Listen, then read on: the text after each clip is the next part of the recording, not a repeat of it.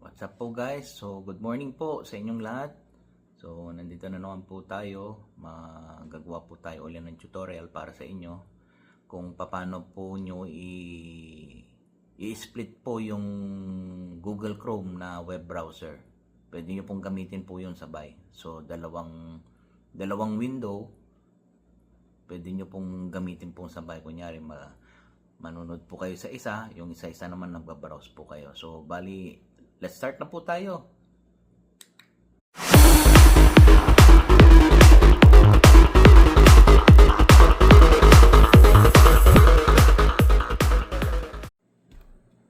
So good morning guys. Andito na naman po tayo sa isang tutorial para po sa ating mga followers, sa mga subscribers.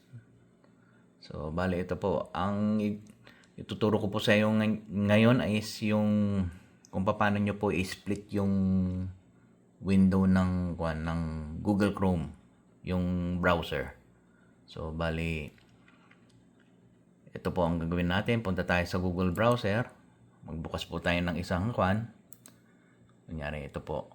So bali yan po Pwede nyo pong split yan, dalawahin kumbaga. So bali isang yan, no?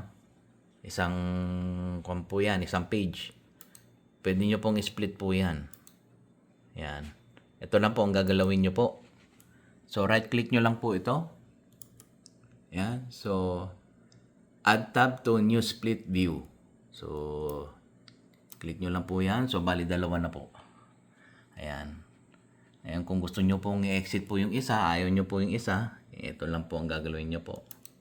Babalik po siya sa dati. So guys, alam nyo na po kung paano po nyo gagawin. I-split po yan. Add tab to new split view. Yan, dalawa po. Pwede po kayong mag-browse po sa isang window po ng Google Chrome. So bali yan po. Hanggang dito na lamang po. Salamat po sa inyo sa panonood nyo po at sa mga nagpa-follow po sa akin. Maraming salamat po sa inyo. Sa mga subscribers, meron rin po akong YouTube channel. Kung gusto nyo pong i-check, check nyo po Technobytes Art Venture. Nasa YouTube po tayo. May mga post rin po tayo doon. So bali, hanggang dito na lamang po guys. Salamat po sa inyo. Peace po. Sana magkuhan na po yung gera dito sa gitnang silangan. Sana matapos na po. Maraming salamat po sa inyo. Have a nice day. Peace.